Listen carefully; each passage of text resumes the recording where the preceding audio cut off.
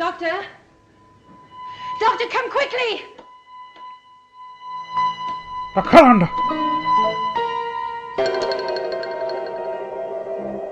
Alright, Callum. What is Roose Bolton's favourite dessert?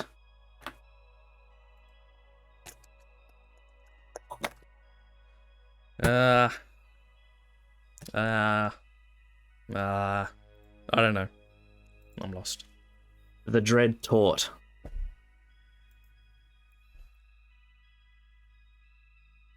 Okay. Yeah. Hello and welcome to Day 16, Genesis of Androzani. I'm Callum for 2022. We are doing Game of Thrones Season 4, Episode 8, The Mountain and the Viper. And last time we had Mockingbird. Callum, your anticipations going into this episode? We got 3 episodes left. We're pretty much on the endings of the season. And I would probably say that I'm hoping it ends with a big bang, because I think the middle of this season has been pretty good. And I think overall the season's been pretty good. Though the boat is now starting to leak quite a bit. I think we've referenced that quite a bit. So I'm just hoping that these last 3 episodes kind of end strongly. If I was to gather though, because I remember at the start of the season you said there was the first major red flag, and the fact we haven't had it yet is Yeah, it does worry me just slightly. Not withholding the botched sex scene from Deceptive Baelor, which is a direction issue and an editing issue. But I did say that this season has the first big red flag in terms of writing, and we haven't got it yet. Yeah, so that's slightly worrying. I'm hoping at least this episode, based on the title, is rather exciting and thrilling. Well, I suppose if let's say if you believe me on the red flag being true, that means there is a 33% chance it's in this episode, I guess, statistically speaking. Oh yeah, sure. Statistically speaking, yeah. It will show up in one of these 3 episodes, and if I was to have a guess, it'd probably be the last episode. That just seems like something for Game of Thrones. A big red flag would probably be the last episode of a season. I don't know, just have a feeling about that. Well, you'll have to wait and find out. I'm confident this episode will be good. I'm confident this one will be good. With the Mountain and the Viper, I mean, that title suggests quite an interesting clash. Of course, the Mountain being Gregor Clegane and the Viper being Oberyn Martell, who are set to battle for the trial by combat for Tyrion's supposed murder of Joffrey. I will be your champion. And he's also going to go for the revenge against the Mountain for what happened to his sister and his nephew and nieces. Yeah. Anything else you want to say before we crack into this? No, I'm ready to go. All right. I guess we should start then. Let's do it. Oh, Moat Cailin. Oh, this is new. New places. I love new places. Oh, it's right next to Winterfell. Yep. Oh. Yeah, quite a few locations in this season when you think about it. Yeah, location heavy. I found it interesting how they haven't included the area in the sequence, though. Yeah, have they not been doing that lately? No, they haven't. They did it in season 1, though. Huh. Yeah, they did. That's interesting. Boo. D&D are on interesting grounds right now. They're running out of good episodes, let's just say that. Well, yeah, pretty much. God, on the street of all places. Yes, every fucking time! Listen, you cunt! Whoa. Too bad you got a hangnail for a cock. First time I saw your breeches down, Oh, God. I thought you were a unit! Very drunk. Oh, pleasant place. Your baby was crying this morning. That's what babies do. Will you listen to me? Shut your mouth. What? It's just an hour, you dumb bitch. No, it's not. Cuckoo, coo, hoo-hoo. Oh no. Ugh. It's the cannibals.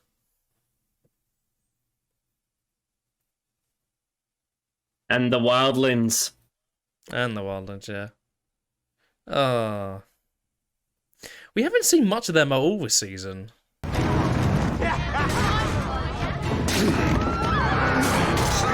Oh no. Calm down, Skip. Oh.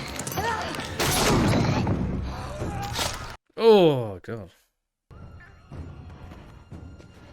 Not the baby.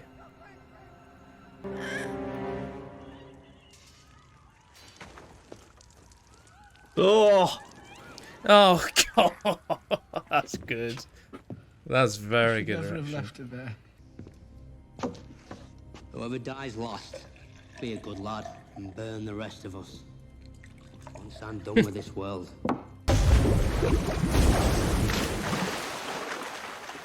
This episode's got some great camera work. Hmm.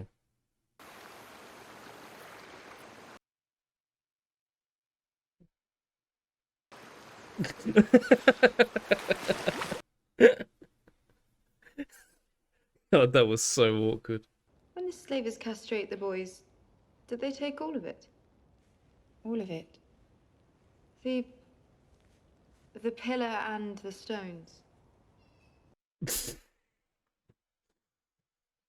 Also known as the Pinus. Kraken. Strong. As long as they're in the sea. When you take them out, remember what you are and what you're not. Bring me Moat Kalin.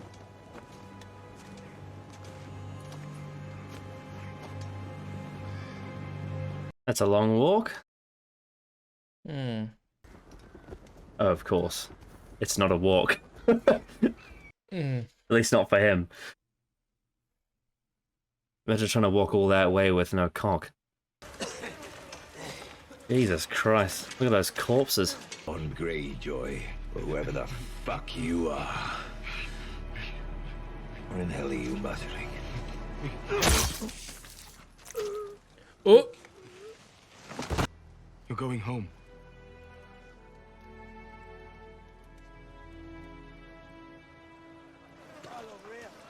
You didn't really think I'd let them go, did you? It's fallen out of fashion. Bloody hell. Ooh. Our forebears settled the Vale thousands of years You recognise that voice, We Callum? fought off in- I think I do. She told me nothing about you. He's a Slovene. Yep, there he is. He's also in Andor as well. Of course, suicide shattered us all. She was an odd fish. Everyone knew that. But suicide. My aunt turned on me. She cursed me, called me a whore, promised to throw me through the moon door. She said she didn't want to live anymore. She stood on the edge of that moon door. He tried to reason with her, promised her she was the only one he had ever loved, but she stepped through those doors and she was... It's not your fault, sweet girl. Alright, Sophie Turner, alright. I see. It's not your fault. Fair play. That was really good. That was a really good scene. Character development. That was a really good scene. Damn. Damn. The barrel's done. Yes. Who sent you?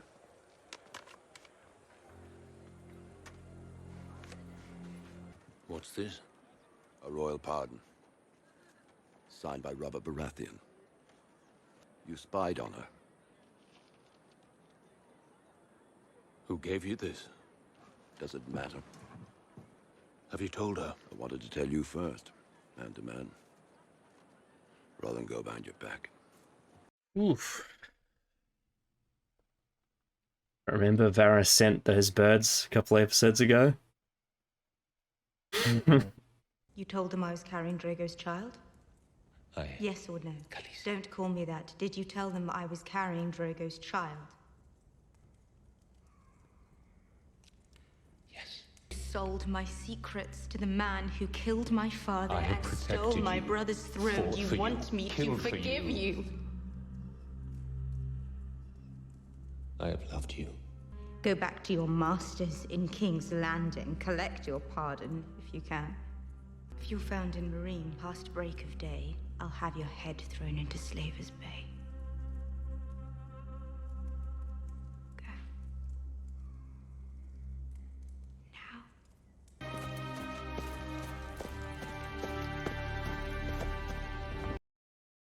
What's he even got left now?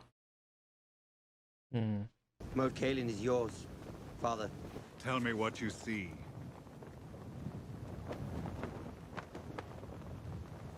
Nothing. Not nothing. The North. From this day until your last day, you are Ramsay Bolton, son of Roose Bolton, Warden of the North.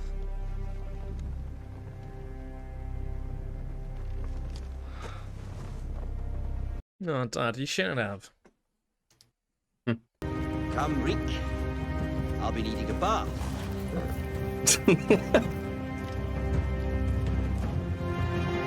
And what is that? Winterfell. Reek has gone in one big circle just to be another slave in Winterfell. Yeah. Really puts things into perspective for him. You protected him for most of his life. You think you could have saved him? Wasn't the damn wine taster. Little shit deserved. Poison's a woman's weapon. Men kill with steel. That's your stupid pride talking. It's why you'll never be a great killer. Well... Oh my god. They're here. You're our blood. Well, her blood's over the ground.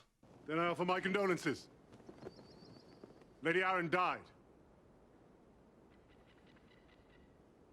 3 days ago. So close.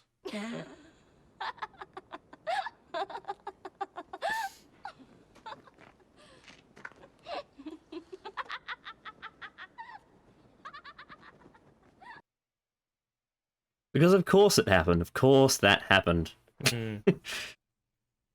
Of course, those guards don't know that Sansa Stark is there.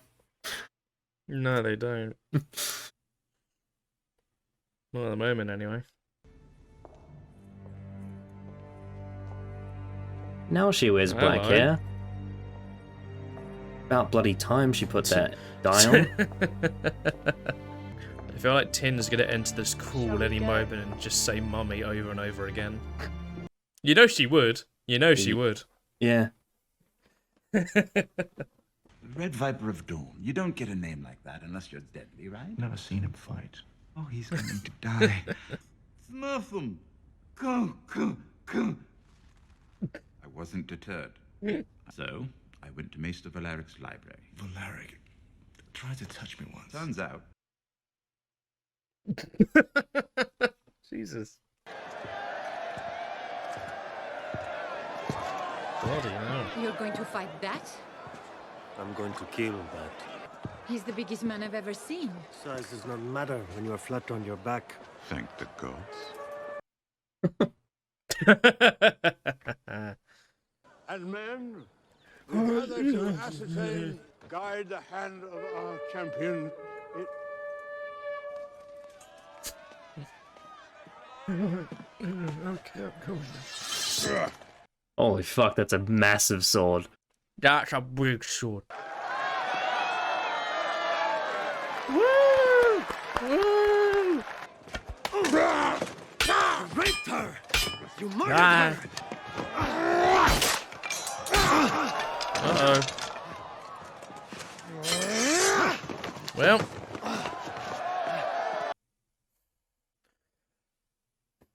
Yes, the fighting style of Darth Maul.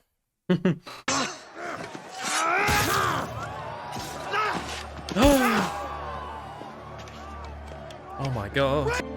You killed her children! Yay! it, you haven't confessed. Uh-oh. Say it. Say it! Yeah. Oh, Jesus. Yeah. I killed her, Oh, no. Then I raped her. Bye, Perry. Then I smashed her head in like this.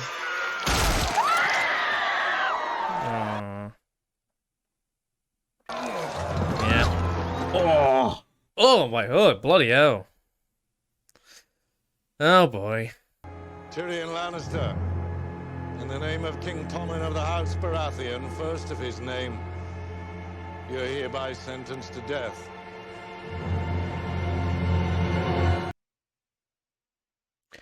Ah. Oh dear. Well, oh dear. Oh dear. So, Helen, your thoughts on the Mountain and the Viper? That was certainly a episode. A lot of standout scenes, I would say.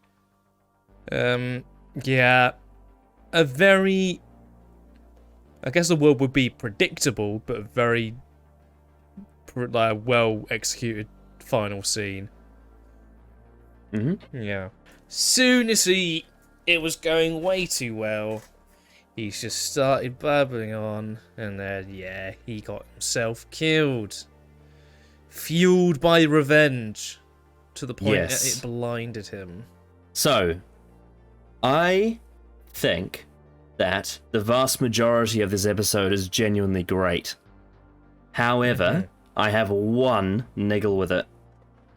There is one scene that is... once you know the context of why it exists, it's difficult to rewatch. It is the scene between Tyrion and Jaime before the trial by combat. And the reason why that scene exists is because... So, okay, so that I guess in universe the idea is that Jaime and Tyrion are having like a brother-to-brother sort of funny, you know, exchange before the bell tolls and they have to do the trial. You know, they're just having sort of one last laugh together. But extending to that, the conversation they have about Orson Lannister and smashing the Beatles, the reason why that exists is because there was, I can't remember the exact context, but there was someone on some, you know, there was someone somewhere, either, I think it may have been on some kind of media site, or maybe it was just something to do with, like, there was a person that was very, you know, critical of Game of Thrones and of Dave and Dan, and that was made known to them. And so that's why you have Tyrion saying things like, I saw him just smashing these Beatles, and I never understood what was the purpose. And this is basically what Dave and Dan did, is they were quoting that person, and like, who watched Game of Thrones and didn't understand, you know, why all these characters were dying. So what they decided to do was they decided to basically embarrass that person by having the show actually reference him, which is kind of bullying. And they're kind of using lots of money and resources and actors and directors to humiliate someone who criticized them because they just have massive egos and can't take it. So I do think that's really silly of them to do, and quite, you know, quite immature. But apart from that one thing, I love this episode front to back. I think it's brilliant. I was just wondering, like, what the actual meaning of that scene was, because it felt like it was going to make a point, and then it didn't. Yeah. It didn't really... I thought it was going to just... There was going to be a revelation there, and there wasn't. No. Which was... When I thought about it, it's like... And I thought about it for a few minutes after that scene ended, I'm like, what was the point of that scene? What's the meaning behind that? Because I'm not quite sure I understood what the meaning was. Yeah, that's all it was, is that Dave and Dan can't take criticism, and they tried to embarrass someone by quoting them and creating a character in universe to represent that person. You even got the bit where Tyrion says, and then they got killed by getting kicked by a mule. It's quite distasteful, I think, you know? And it really shows that they're fucking thin-skinned and fragile, and they can't take criticism. Yeah, I was expecting it to maybe have some sort of meaning to like the actual fight in some way, but no, it wasn't really anything I could really connect with that scene. Like, it's a well performed scene, and I think the direction is very good. Yeah, however, the actors make it entertaining. Of the scene, there's no real, that's the kind of scene with that intent that someone like Jenny be like, oh, that actually makes sense. That's quite interesting, huh? You know, because of the author intent. Because of the author's intent, that makes it something. When the actual context of the actual story in world is like, I'm looking at it and I'm thinking, what's the meaning? What is this actually doing to benefit the story and the narrative? In this episode especially, where they could have done something, you know, between Jaime and Tyrion with the fight about to begin. So, yeah. It's a shame, so with that because context now... It's a shame, though, because everything else in this episode was, like, brilliant. Yeah, it was like everything. Every scene was pretty much like flawless. This was like this was like flawless. This was back to like, you know, peak era Game of Thrones. This episode. Yeah, this felt like season 1 Game of Thrones. It really did. 100%. I feel like for pretty much all of it. Like we had, like people will notice during that scene, like by the end of the scene with Sansa Stark, that was probably, in terms of like shocks, the most standout scene for me, because I don't think it's that surprising to say that I don't think Sophie Turner is a great actress. But with that scene, I felt that, man, she actually brought it, and she delivered a performance that was totally needed for that scene to really work to like the highest execution, and she was great in that scene. But so a lot of this episode felt like, you know, season 1 Game of Thrones in a lot of ways. Anyway, so we'll focus on the trial by combat scene first, and then we'll loop back around and go through all the different, you know, storylines. So yes, we had the trial by combat between Oberyn and Gregor Clegane. And you know, it was an interesting clash because you had someone with a two-handed spear that was very agile with no armor versus the Mountain who had lots of armor, was very tall and had a massive sword. So it was almost like a like a sort of, I guess, a cheetah versus a lion, if you get what I mean. In a way, yeah. Well, I mean, I referenced it, but he moved very much like Darth Maul, as if like Ray Parker was doing the choreography for that scene, you know, with that sort of style of movement and use of the weapon. Yeah, like he did a lot of his mannerisms as well, like in a way, like he moved and like sort of like was trying to entertain in the same way that Maul show does off, you know, in the Phantom Menace. Yeah. You notice before he goes into the fight, you know, Ilaria Sand says, "Don't leave me alone in this world," and he says, I never will. Well, the body never will, but you know, his head's kind of all over the place. Oh god, yeah, that's one of the most brutal, violent deaths in the show, when his skull got cracked was open. Insanely brutal. Yeah. Yes. So yeah, I mean, look, Oberyn was not in the show for too long, but I think he left a pretty good lasting impact. No, he wasn't. He was only in it for 8 episodes in total. He doesn't even appear in a couple of them in between. Obviously, the trial by combat between the Red Viper and the Mountain ended with I guess you could call it a double KO. But Oberyn died first. Yeah. Like the moment he got knocked off his feet and he got punched with every single bit of his teeth getting knocked out, which was quite visually very interesting. And then it just ripping his fucking eyes And his head open, popping it. Yep. Crushed it. Fucking squashed it. And then it popped. And he said that's what he did to Elia Martell as well, so he killed him the same way that his sister died. Yeah. The Mountain's a piece of shit, isn't he? Oh, he's terrible. He's a proper wanker. Yeah. Of course, it leaves quite an interesting predicament for Tyrion. Yes, he now has to be sentenced to death because he lost the trial by combat, and that's the opposite result of what happened in season 1 at the Eirich when Bronn beat the Knight of the Vale. Yeah. Well, Bronn did have any revenge to seek out. Exactly. Bronn was just a sellsword, seeing a rich man. So yeah, what's that going to leave for Tyrion Lannister now? Yeah, well, Tyrion now sentenced to death. How he gets out of this now in these last 2 episodes are going to be... It's going to be a tight one, isn't it? That's for sure. Yeah, and there were some good details in there. You know, you had Cersei there and Jaime there. Tywin, Pycelle was there. Mostly on the sides, really. I mean, it was kind of just outside of the stupid Smash the Beatles scene. It was mostly just an action scene to deliver the plot to you, really.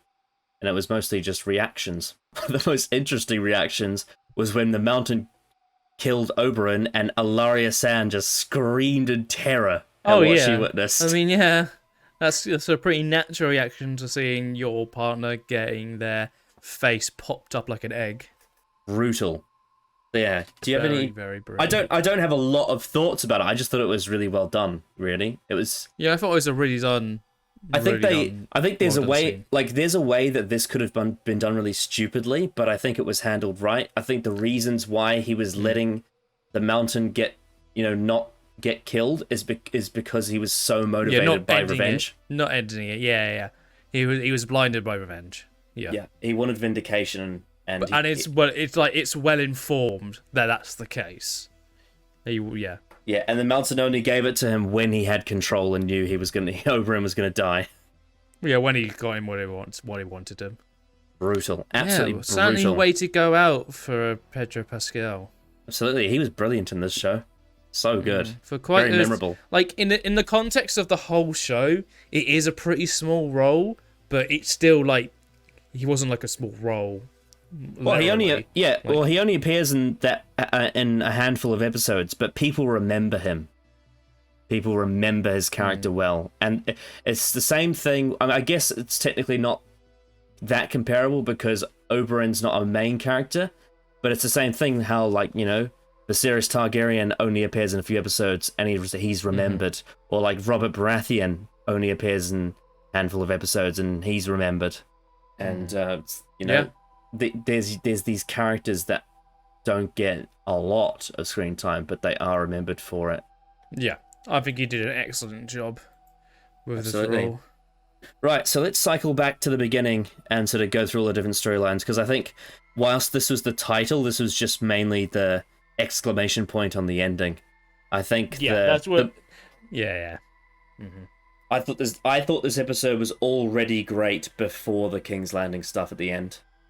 If anything, you could possibly argue the King's Landing stuff might be the weakest, given it had the Smash the Beatles bullshit. Yeah. Yeah. So we started at Molestown with obviously Gilly was there since Sam left her there, and you had Tormund, Ygritte, and the Thens basically massacre all of them. Yes. After we witnessed one of the Molestown whores try and sing famous songs from Westeros with burping. It wasn't the Rains of Castamere, it was the Bear and the Maiden Fair. If you'd been paying attention to the music throughout the series, you'd recognize those names. So my favorite thing about this was the detail that Ygritte spared Gillian the baby. Yeah. I don't think she does that without meeting Jon. I don't think. And maybe we'll learn about that more later, but I don't think I think pre-meeting Jon Snow, I don't think she lets them live. You know what's kind of interesting is that they don't know who each other are. They don't. But the funny thing is that that they are both wildlings, and also like Egret was John's lover, and Gilly is Sam's lover, and John and Sam are like best friends, but they don't know that. But yeah. But with the cause and effect of how these people got to where they are, with her being in Molestown and Egret and all the wildlings and the Brenslow, whatever they're now. I can't remember. The Thens. The Thens. That's it. That's it. Them going through it pretty much every town or village or whatever before going to Castle Black makes, we know that's what's going to happen. That will happen eventually. So yeah, this was I think that was a very good opening to start off the. It had a really good rollover effect into the scene between the lads at Castle Black as well. Yes, because they heard about the attack at Molestown, and Sam was distraught because he thought that Gilly was dead, even though she's not. And so are we wondering if she tries to make her way back to Castle Black, or if she just ventures out? I'm not sure. We'll see, I guess. Yeah, I liked that bit. They'll eventually attack Castle Black at some point. Will it be this season? Maybe. I like that detail of Edison Tillett saying, the last one who dies, make sure to burn the rest of us because I don't want to come back. As a White Walker. I really like that line. Yeah, and I like the sort of the dynamic with how both Gren and Pip had different points of view because Gren went beyond the wall whereas Pip didn't, and you had Gren saying like how are 105 men going to beat 100,000 wildlings, and then Pip was saying, well, I thought you were never going to come back after you left beyond the wall, and you did. That was really good detail. And I like the detail, like Sam would thought it was all over, and then he thought, she might have escaped. Just like the bit of optimism. But yes, John is now aware that they are close. It'll probably be very soon they attack Castle Black and find out that they don't have the amount of men that John claimed they did. Yeah. Yeah, so I thought all that stuff was really good setup for what's to come later with the Wall storyline, and I really liked the character beat of Egret sparing Gilly. I thought that was a really nice detail. Now, I'm excited to talk about this storyline. So then we move to Marine. Yeah. So let's start with the stuff with Grey Worm and Missandei first, and then we'll get to the other half. So she sees the woman in the nude. Yes, in this did a really interesting bit of, I guess you kind of call it character because it is for an individual, but it's also world building because it's for the Unsullied as a whole. And that the suspicion was that because they'd been, they'd had the genitals cut and castrated, that they wouldn't have any sexual desire. Because we've seen before, Varys is a eunuch and he has no desire for anyone. He doesn't have any sexual desire whatsoever, and he's been cut as well. Because that's the sort of person he was before anyway. I think he sort of referenced that not long ago. Yeah, with Oberyn, actually, funnily enough. And, we've seen with, like, Theon Greyjoy was a sex boy, very proud of his cock, and then Ramsay cut it off, and he's been mutilated and basically had... As we saw in this episode, yeah. Yeah, had his whole, his whole self removed from himself. So, but with Grey Worm, despite not, they don't actually know what's still down there. Daenerys asked, do they take the pillar and the stones? But despite the fact that the suspicion that, well, if he's, if he's at a cart, surely that means his sex drive is non-existent. But actually, it is still there. It's just that he doesn't have the parts. And that, they don't go into detail, and I think part of that is to do with the fact that Grey Worm, firstly, doesn't want to talk about it because he feels embarrassed, but also because of the sort of the language understanding. He doesn't really understand what's happening to him. But I think the implication of it that I love is that it's an interesting conundrum, because you have a man who has feelings for a woman, but he can't do anything about it because of his situation as an Unsullied. He can't do anything too physical. Yeah. Yeah, because of his situation as an Unsullied, it asks a lot of questions about, well, could he actually be in love with a woman and it be the sort of, you know, the feelings and the physical intimacy that they desire? Is that possible? And that kind of implies a tragedy to the Unsullied. Is that, no, it's not that their sexuality is removed, it's that their means of performing physical acts are removed, but they still have all the same feelings inside, even though they, you know, they act as if they are impenetrable soldiers. And I think that adds a layer to the Unsullied that wasn't there before, and I think that's a really, really... Yeah, because at first it made it seem like they were quite... Like, they literally couldn't feel pain in any way, but it's all an act, in a sense, because they're trained. It's all external. Yeah.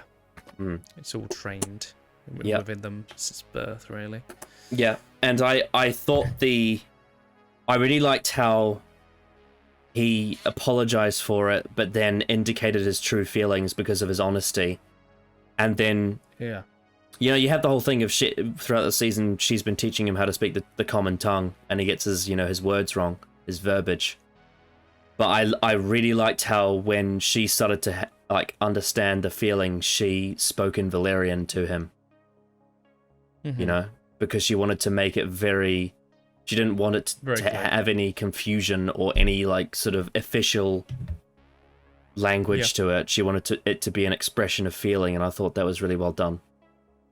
Yeah, I thought the scene was very, very, very well done. Yeah. For two side characters that don't actually mean a lot in the grand scheme of things, it was a nice interpersonal, it's interpersonal connection between them that I thought was really well done. And then, oh my god, then we get to the other half of the Marine stuff. Yeah. When Barristan gets handed the pardon that Jorah was handed in season 1 in the Wine Merchant episode. You win or you die. So this was set up a couple of episodes ago in the small council meeting.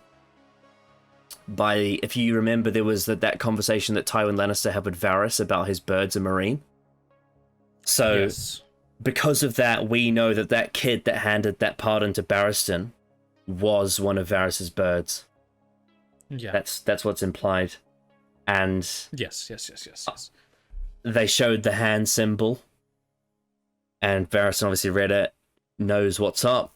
And I love the detail of, I didn't want to go behind your back, I wanted to tell you man to man. That's very in character. Oh, yeah, sure. It's a very understanding thing, but, he still, spied on Daenerys for a long time. But it's such an interesting, complex situation, because at one point in time, he was genuinely spying, but it was in that Wine Merchant episode that he changed his mind. And I remember you very well. And he actually changed sides, but he could never tell Daenerys that he changed sides, because she would be asking so many questions about why.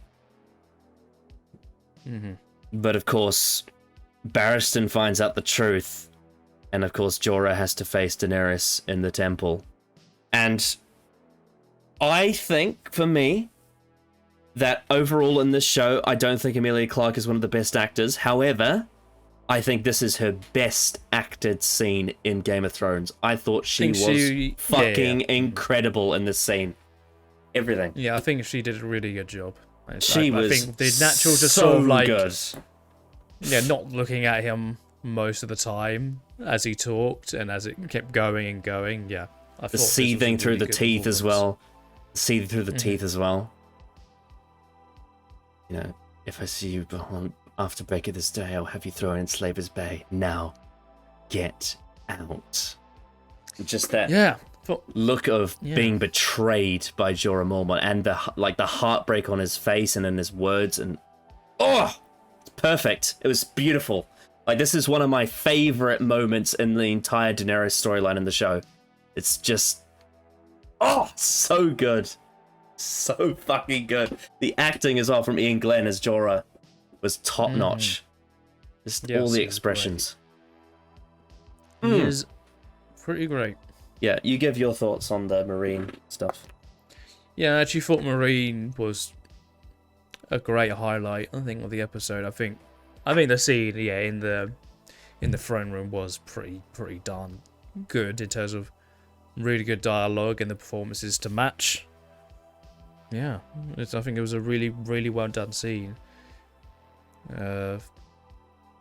Good, like, back and forth between them, and I think it'll be interesting now what happens post this.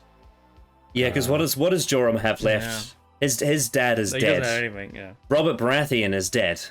Who is left? Who's going to give a shit about Jorah Mormont now? So it's such an interesting character beat, because the person that betrayed her was many years ago, and he's changed since then, but he can't explain that to her. She doesn't want to hear it. All that she hears, all that she reads is betrayal and lies. Well, yeah, he just never brought... I think the major thing is, like, never... If he had told her, possibly, in a more, like... Without, like her just finding out in a random letter that of his pardon. Yeah, that isn't going to sit well with her. Especially years later as well. Yeah, this is like... They've been together for quite a few years now at this point. Yeah. And obviously her being a Targaryen, this is like a massive knee-jerk reaction as well.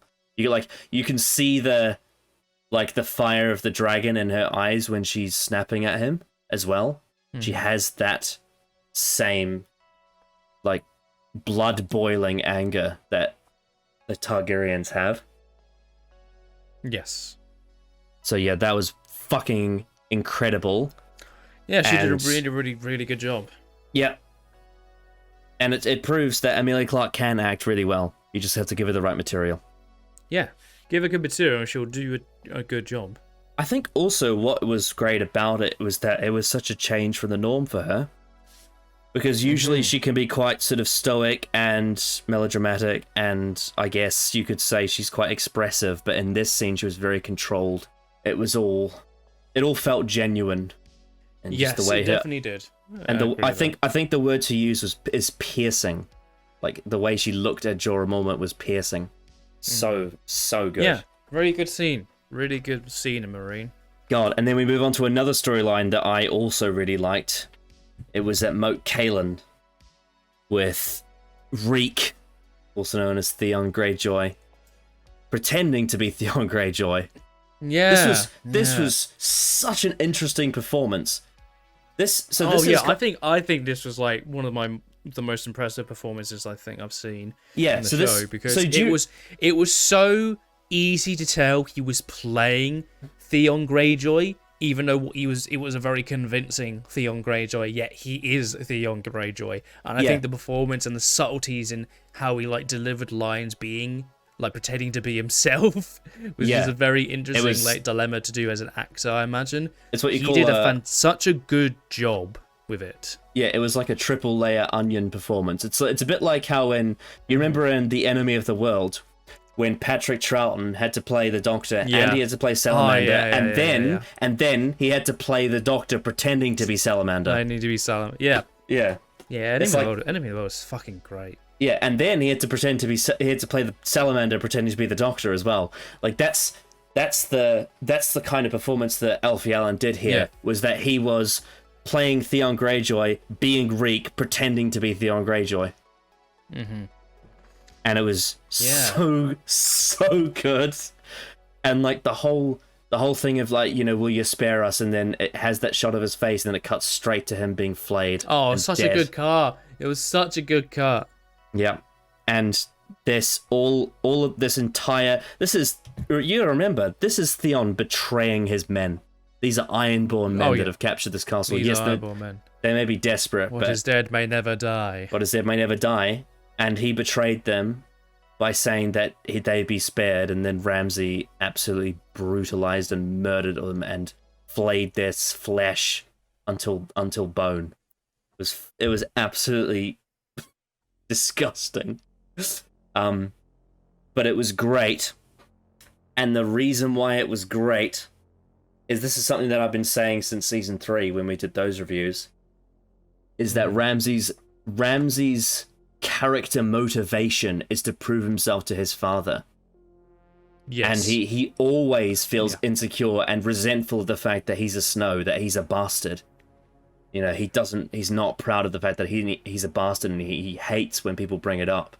So to have Roose bring him to the top of that hill and say, look this way, look that way, look that way. This is the North. It's bigger than all of the other kingdoms in Westeros combined. And I am the Warden of the North. And you are no longer Ramsay Snow, you are Ramsay Bolton. Mm-hmm. And then they go right to Winterfell. Which, you know, that is his... So for the time being, that is his main character motivation fulfilled for seasons 3 and 4. So they did I think they did a fantastic job with Theon and Ramsay in this episode as well. The moment the guy said, like, only a whipped dog would mutter these words, and as soon as that is said, Reek just starts to sort of melt down and, like, break down. Mm-hmm. When he has blood thrown on his face. Mm-hmm. And spat. Yeah. Yeah. It's a very good performance. Yep. What an interesting, like, setting as well with, like, Moat Cailin. Like, it's like this little castle in the middle of this massive ditch. So yeah, that storyline I thought was fantastic, and more really good acting, especially from Elfie Allen. Great. But yes, the Boltons are now in control of Winterfell. How does that make you feel?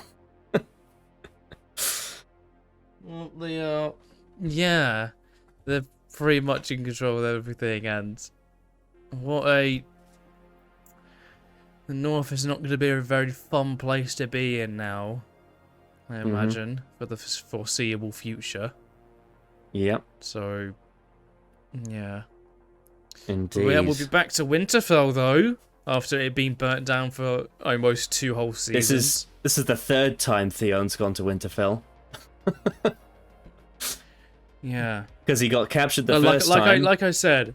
Yeah. He got captured the first time during Robert's rebellion. He got brought up by Ned Stark. Then he went to the Iron Islands, came back, took Winterfell, then got captured, and now he's brought back to Winterfell again. Yeah. Like I said, it's such a change. Even though he's in the similar situation, how different he is treated really puts into perspective of, like, he was treated well, even when he was captured by the Starks. Oh, like, yeah. He got to live. He got to, like, do what he wanted. He completely took Ned Stark for granted. 100%. Oh, absolutely. Yeah. Absolutely. But he knew that in season 3 before it was revealed who Ramsay really was. But yeah. Mm-hmm. Yeah, so fantastic stuff. Really good story with Reek. I'm really enjoying everything with Reek. Oh yeah, it's so good. We're quite a bit ahead too. We're in, like, the last release book. We're in, like, the 5th book at the moment with the Bolton stuff. And Reek. So we're quite a bit ahead. Yeah. Then we get to another storyline that I thought was so fucking brilliant at the Eirich with Littlefinger and Sansa Stark. That whole scene where they were interrogating Littlefinger, where genuinely you thought maybe he will actually get caught for something this time, and then Sansa... it was pretty much out of his hands at this point.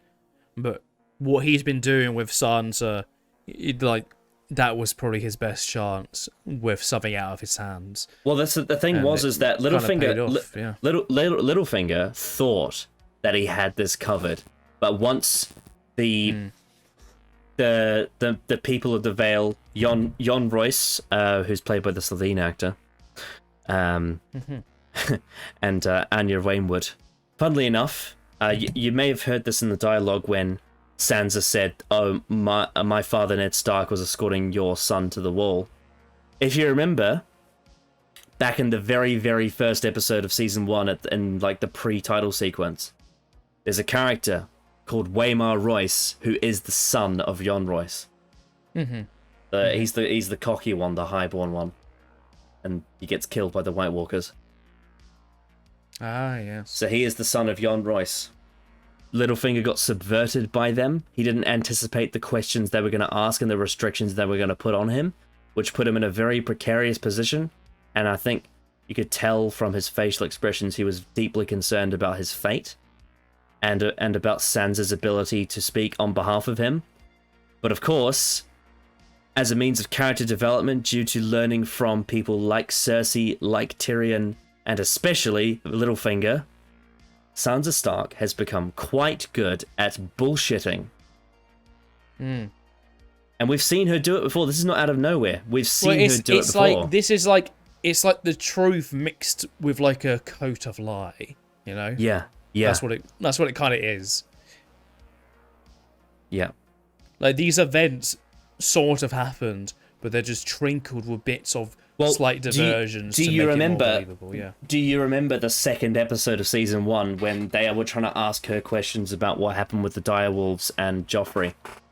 And she's like... Yeah, she kind of just froze, really. She froze, didn't know how to handle it, didn't know which side to take. Yeah. She was completely fucked, and then Lady ended up getting slaughtered. Her direwolf ended up getting slaughtered. But this time, now, she was able to save Littlefinger's life. And she's grown quite a bit. She even put on the tears to make them go, "Oh, it's all right, darling. It's all right." And she used her name to her advantage. She said, "My name is Sansa Stark," because she knows that that they were close to Jon Arryn, and Jon Arryn was close to Ned Stark. Yeah. Well, yeah, she referenced the fact that that she knew who, you know, Royce was and his son. Yeah, you know, and she used that because she knew that they were aligned with her father. Yes. And she played the victim complex with that, and it was so good. And the subtle acting from Aidan Gillen as Littlefinger, like the little smirks he did when he realized that it was starting to all work out. It was amazing. It was amazing. Such good performances in that scene. Yeah. Just to see to see the ironclad fist of the North, you know, Vale people catch Littlefinger in his trap and have an almost unbeatable fortress of "we are going to find out the truth," and then to have Sansa Stark gaslight them, and then they're completely on her side because they're stupid Northerners. It's perfect. Like they are. It's like they are so simple that once they are convinced that you're in the wrong, there's no escape from them. But also, they are so simple that they can be easily manipulated with the right words and the right sort of tribalism. And, you know, if she wasn't a Stark, this wouldn't have worked. If she said all the same things and she didn't mention the fact that Ned Stark was her father, Jon Royce wouldn't have been so compelled to believe her. Fucking brilliant stuff. And then, I just love the whole thing. We know that Littlefinger got away scot-free, and then you have things like Jon Royce like, I apologize, Baelish, we were rather harsh on you, you know? And he's just getting away with it. It's just amazing to watch as a viewer, knowing the truth. And of course, Littlefinger now moving the chess pieces again. Robin Arryn needs to grow up, learn how to use a sword and ride a horse. Of course, he's doing this because he's now trying to get more control over this boy who has no mother to get in his way. It's a bit like how Tywin Lannister is currently puppeteering Tommen Baratheon, who's the king. Littlefinger's kind of doing that with Robin Arryn, you know, using a child to his advantage to, you know, manipulate him to get what he wants. Then we also got that scene where Baelish went into Sansa's chamber and said, you know, asked her why she saved him. Because, you know, he's no fool. He understands that she feels like a sort of victim in his presence, but she also has learned from him to trust the, you know, the person you know than the strangers you don't. She knows that she'd be safer with him, despite his manipulative nature, than she would be with, you know, the others. You can definitely tell that she's starting to now think long term because of the way she reacts to the things he says. She's not just reacting. You know, back in season 1, when she'd get into troubled situations, she'd get very highly emotional and naive and react very sort of flippantly, especially at her father. But now she's thinking about the long term, and that's why her reacting is different. And this is a case of very well-crafted character development that's been slowly done over the last few seasons. And I thought Sophie Turner sold it really well. I thought she had quite the performance.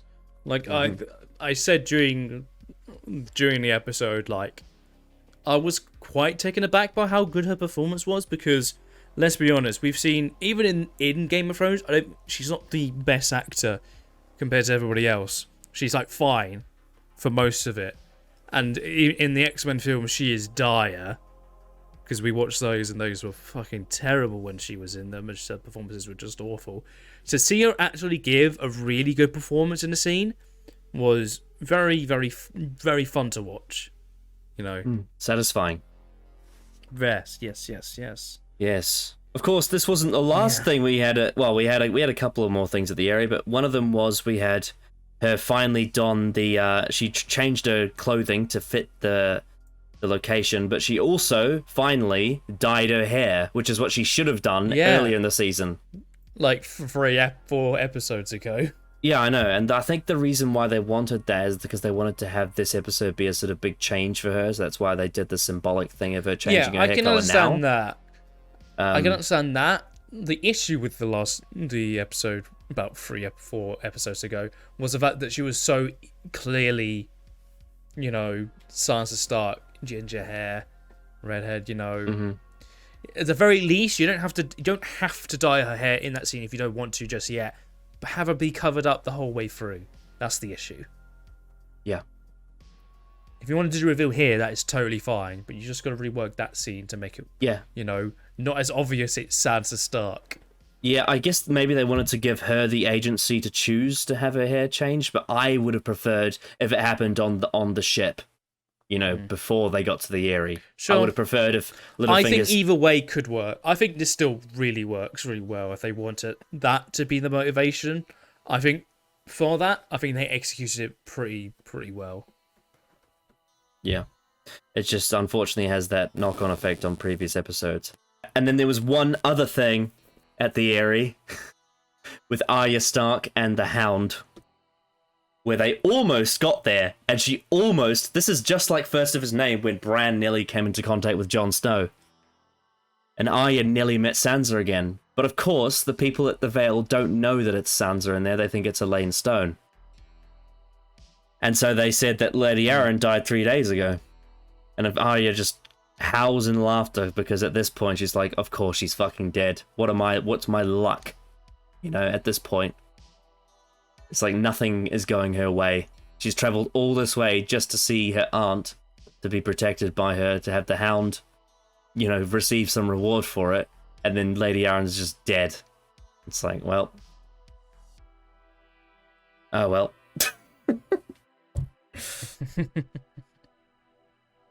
Yes, and you can definitely tell the dynamic between the Hound and Arya has become a lot more friendly now, too. Yeah, they've sort of, like... Not in the most healthy way, but they have bonded. It's a certain type of bonding, not exactly the healthiest relationship. I like that bit where she says, I could have killed Joffrey with a chicken bone, and Sandor Clegane said, I would have paid good money to see that. Yeah, because that would be pretty funny. Yeah. Like, I'm fine with them at the very least addressing the fact that Arya was disappointed she didn't kill Joffrey.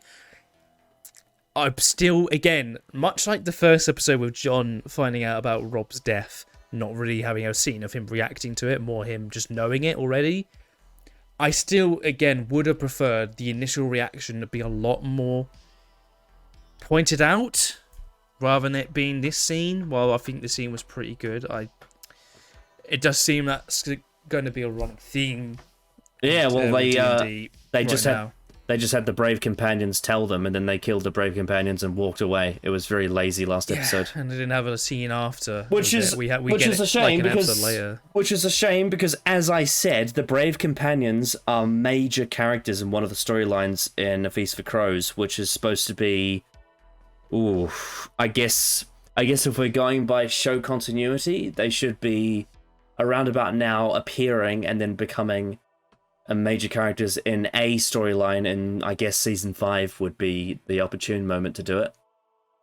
But of course, they just got killed Rorge and Biter just got killed by the Hound and Arya last episode, and they're just gone. So, for whatever storyline they were supposed to be in, which I will reveal later, they are no longer in, which then begs the question of, well, if they're not in that storyline, what is that storyline going to have? Because it's not, it doesn't have the brave, like literally you've cut the antagonist, the antagonist characters out of that storyline entirely. So you either have to replace them with someone else, or you just don't have antagonists and you're left with a hollow shell. Yeah, so you have to wait and find out for that one. In season 5. Oh boy. Oh boy. Yeah.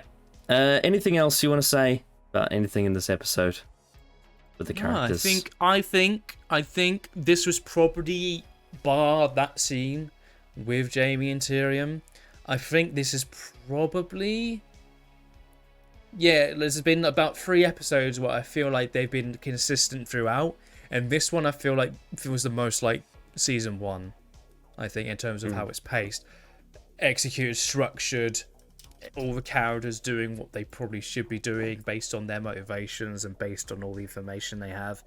And yeah, I was really impressed by this episode. Yeah, this was right up there with the first 2 episodes of the season, I think. But unfortunately it is let down by that one Smash the Beatles scene, which was unnecessary. Really unnecessary. Yeah, which I had sort of meaning. Anyway, the reception was high praise, with the fight between Oberyn and the Mountain being hailed as the episode's highlight. With one of the most gruesome scenes to date, the Mountain and the Viper delivers a tense, twisty final scene well worth the wait. It was praised for the staging of the final fight. The choreography was pretty good, wasn't it? Thinking about it. Yeah, I think there were a couple of editing mistakes in terms of continuity. I noticed one bit where I think there's a sound where he holds the staff with 2 hands, and then it cuts to like a behind shot where we're focusing the Mountain and it's not. So there was a couple things editing wise that I noticed, but overall I think the choreography was pretty solid. Yeah. So yeah, with the way it was written by Dave Benioff and D.B. Weiss, it's kind of a double-edged sword, really, because I despise what they did to that, that critic by self-indulgently having that critic mocked in the show. But I also think that they produced a really strong episode with really good characters and really good, strong payoffs to a lot of the storylines. So it's a bit of a backhanded praise, I guess, because I also just think it's quite like it's just so annoying that like it's not why it's not a scene where they had to do something and made mistakes. It was like that scene didn't need to happen. It didn't need to exist. It was added on for no reason other than because of their own egos. Uh-oh. Let's see whether or not that comes back to bite them, eh? Now, I want to praise something tremendously about this episode. The direction by Alex Graves.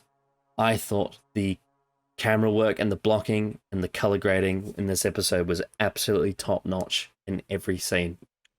I agree. It was so creative. It was vibrant. The characters had really interesting angles on their expressions. So you had, the reintroduction to Molestown, the great sort of panning shot through the small town. Like the establishing of it was so well done because it slowly built up and like did a moving tracking through the whole building. All the violence was really well done. You had the bit with Egret shushing Gilly, and then you had the blood coming through the floor of the upstairs. That was brutal. Absolutely brutal.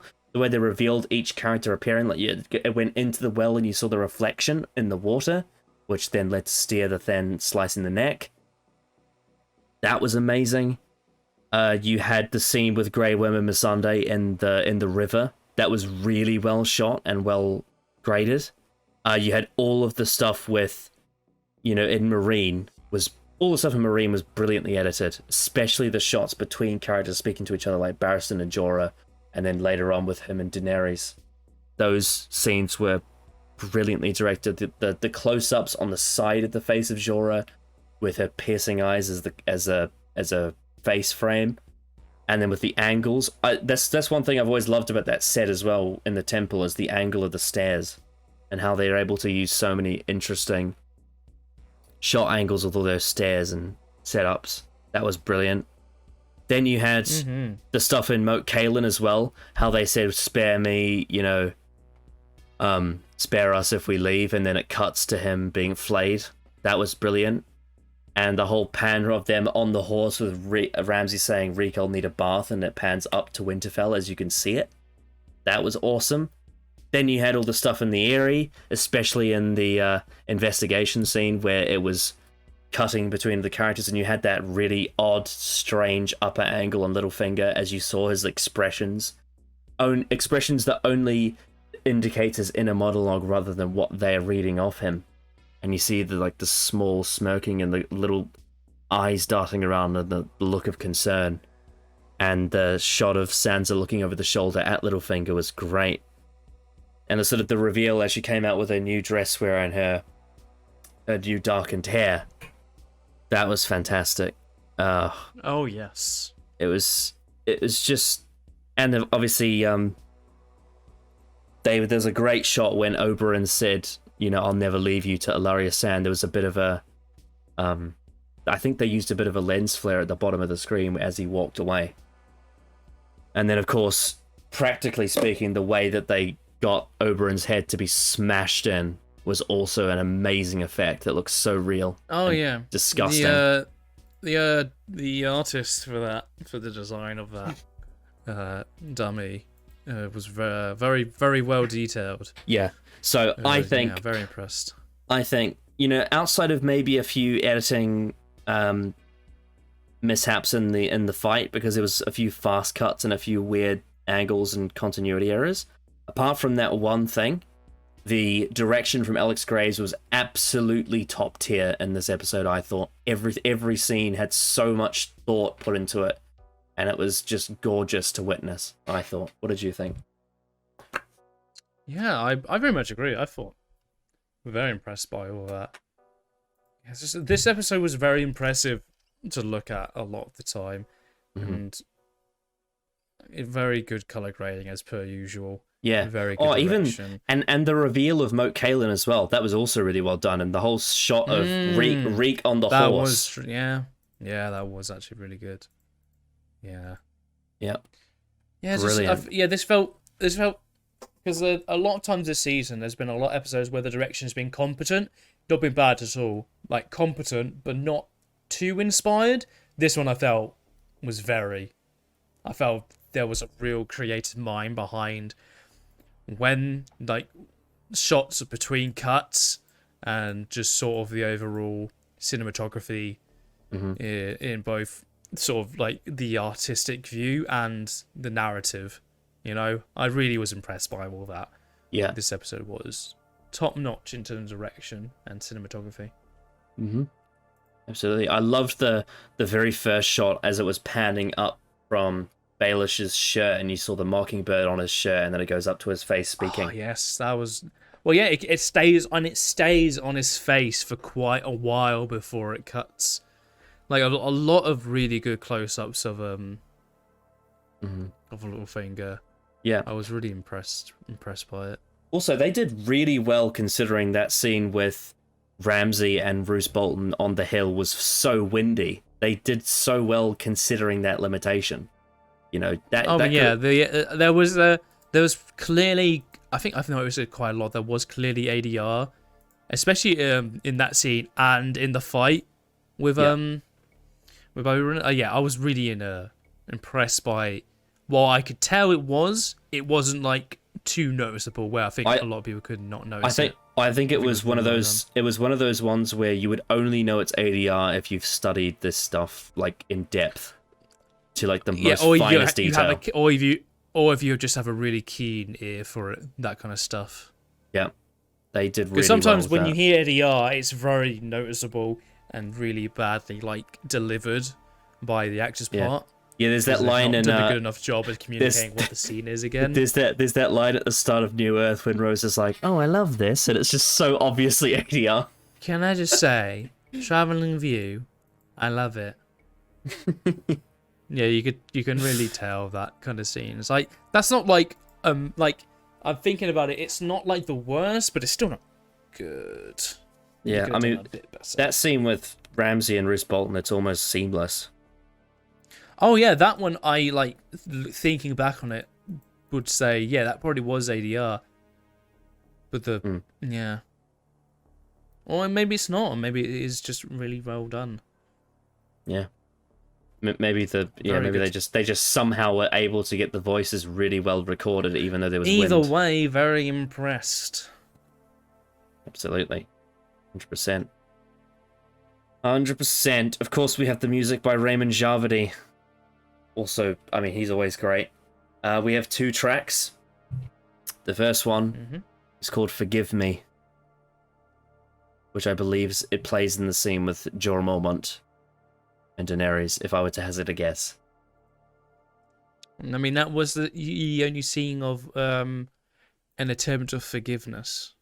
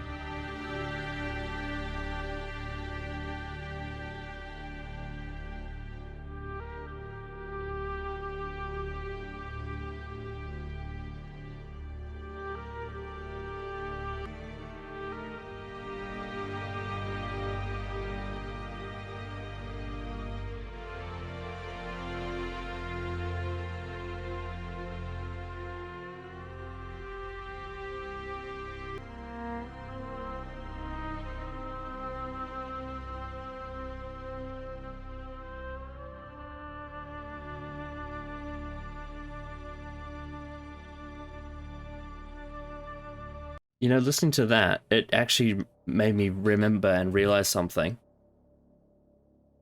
I think that this is actually something that Dave and Dan have done quite well with Jorah Mormont's character.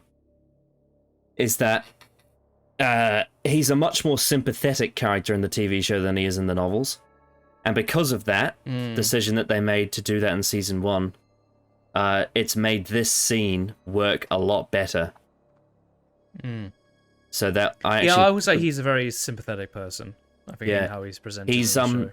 he's a lot less sympathetic in the books. Because he's so the difference is that in the novels he's perving on a 13-year-old Daenerys and he's only interested in her for sexual reasons. Oh yeah, true.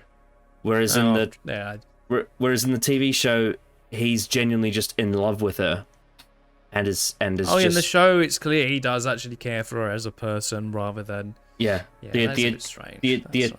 The attraction is love rather than lust, and she's also not 13 in the show, so he's a much more sympathetic character by comparison. Yeah, I think I say hats off to Dave and Dan for making that decision with the foresight of this scene, knowing where it was going to be. You know, eventually down the road they were going to get to this scene. And having Jorah be a more sympathetic character actually adds a different kind of impact to it, and I think it works brilliantly. And like with this song, it works really well with that scene, I thought. Yeah, I think it was a good track. Really, really good stuff. Really good emotional strings, and in tone with Daenerys's themes and whatnot.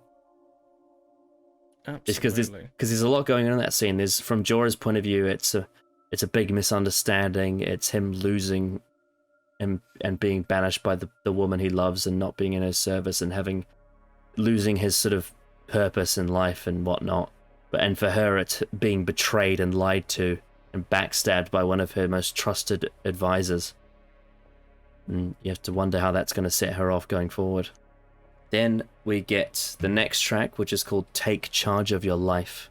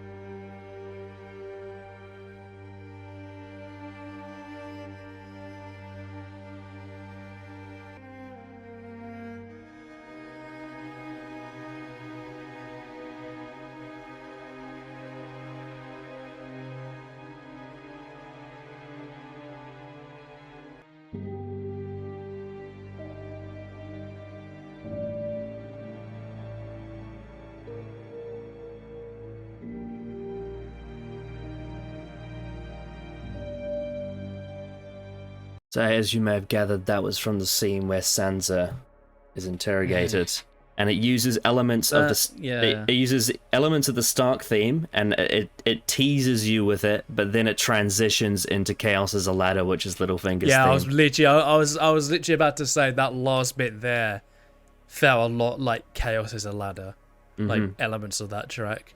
Yeah, I think that was a really good bloody track. Yeah, I really liked.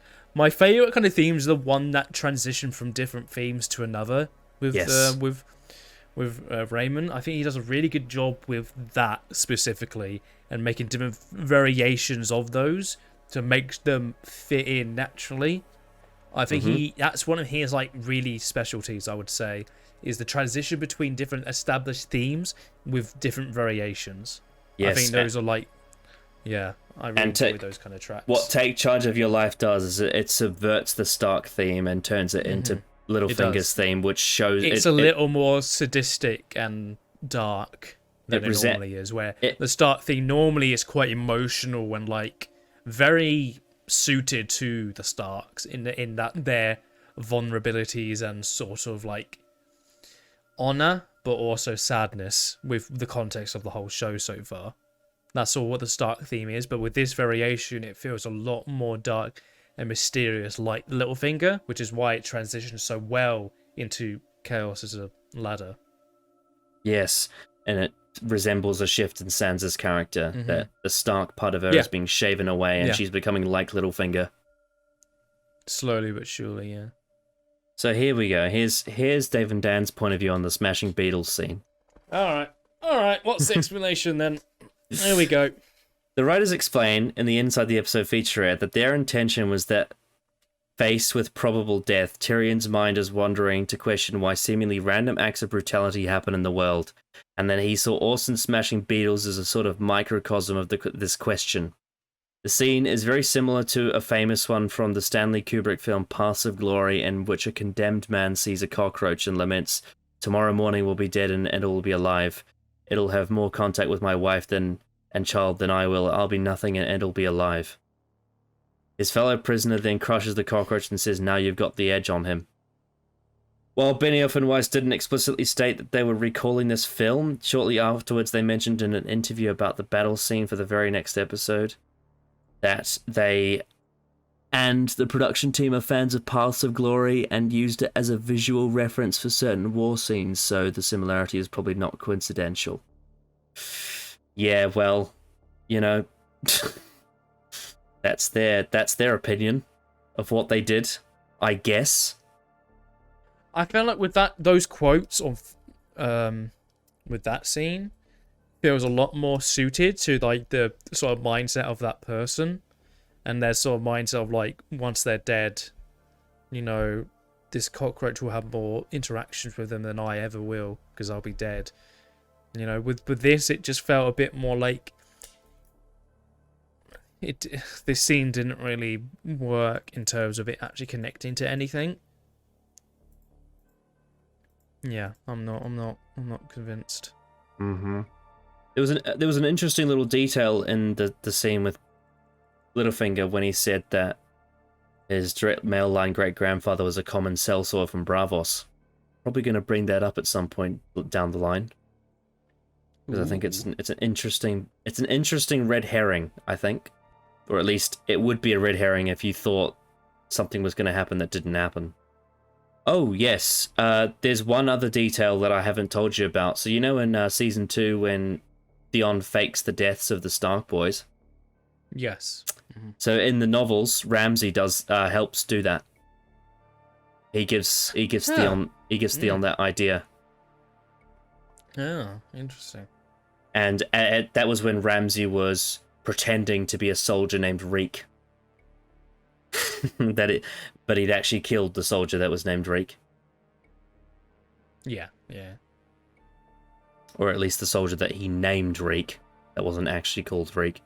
And also in the books, Ramsay is the one that slaughters Roderick Cassel, not Theon. And he does it much later. He does it around about, I guess it would be earlier than this point. That's, around about earlier than this point. But again, it's like, the reason why they had Theon do all that stuff is because, firstly, it fits his character arc, but secondly, they wanted to show Theon being tortured at the Dreadfort and you not to know who was doing it to him. And so that if they had Roderick die off screen, that would have been a bit of a waste. So instead they had Theon behead him at Winterfell, which added a whole different angle to his character. That was a really good one, actually. Actually, here's a good question for you. How do you feel about the fact that they revealed Arya Stark's identity to the people at the Bloody Gate? I guess that's the Hound's way of just trying to establish that he wants to like... Well, I think the weird thing to say that this is your companion, I get that they want to try the moment of like they've bonded, but I would probably do more like this is a prisoner and I want to sell them. And this is who they are. Revealing them probably is fine. This is my traveling companion. It doesn't really work when you want to get paid. Mm. Although I don't really have an issue with it though. Yeah, I can see an argument for it either way. Mm-hmm. Viewership. So last time we had 7.2 million, which was the highest of all time so far. This dipped slightly down to 7.17. But it's only minuscule. It's a minuscule difference. Yeah. It's still extremely highly rated so far in terms of viewership. Give your conclusion and a rating out of 10 for The Mountain and the Viper. Thought this was pretty darn consistent throughout. I think this achieved a lot of highs that we haven't really had since early season stuff. But there's been stuff like that here and there in this season. But this felt the most...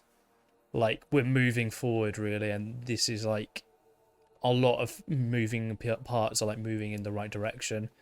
I really thought this episode did a really good job with a lot of elements that I feel like lately haven't been cared for in the way that they probably should have been consistently.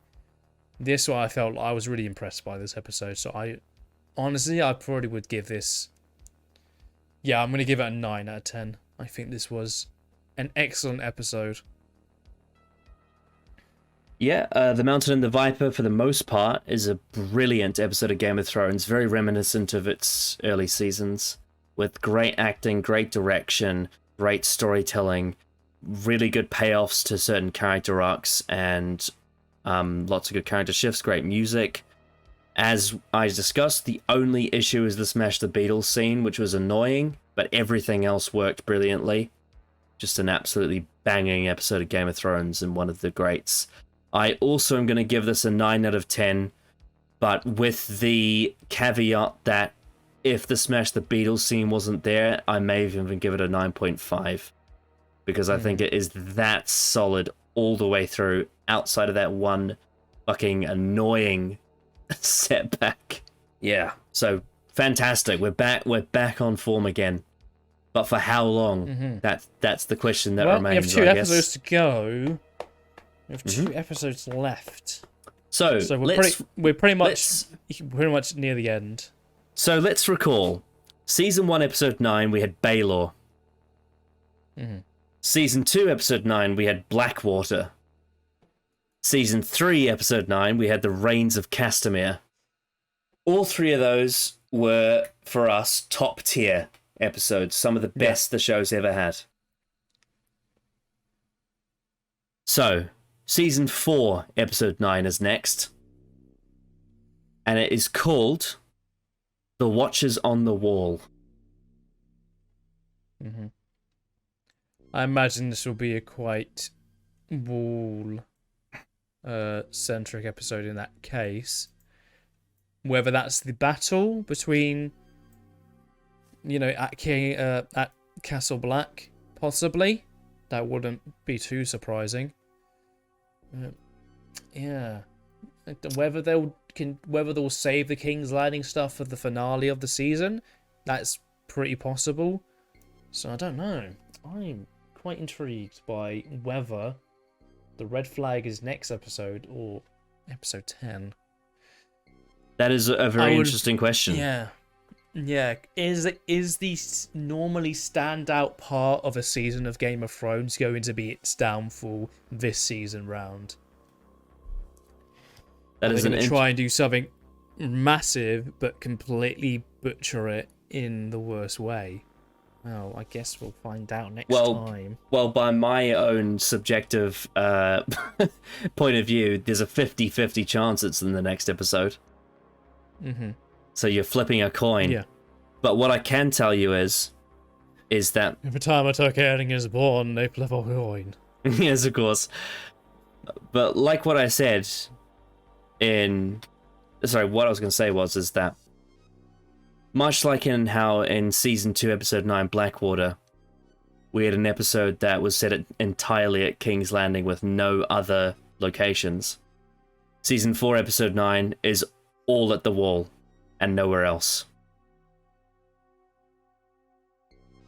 Right. Yeah. The entire of the next episode is at the Wall. Alright, well, so if I was to hazard a guess based on that, I have a good feeling that the Wall, because the Wall and the North storyline has been pretty consistent throughout its entire run this season. If anything, it's probably been the most consistent, I would probably say personally. So I probably would say, and maybe this is just being really good faith, I think the next episode will be a really good episode, and I think episode 10 is going to be the one where this red flag will be. Well, I guess you'll have to wait and find out. That's my prediction, and I'm going to be right, because I'm always right about everything. Well, I suppose you have to wait and find out. I mean, when you think about red flags, there's always the potential that the red flag comes from ruining something that has been consistent, that is a highlight. That is definitely possible. That is true. Well, yeah, that's a lot of reasons why the biggest red flags are normally from stuff that used to be great. And they saw butcher. But is the great thing at the Wall, or is it somewhere else? That's the question you have to ask.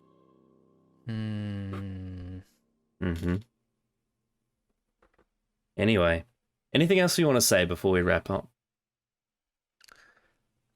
Please, next episode not be terrible. I would like the Wall stuff to be good, please. Of course. We will see you next time on day 17 of the Advent Calendar for Game of Thrones Season 4, Episode 9. The Watchers on the Wall. Bye-bye.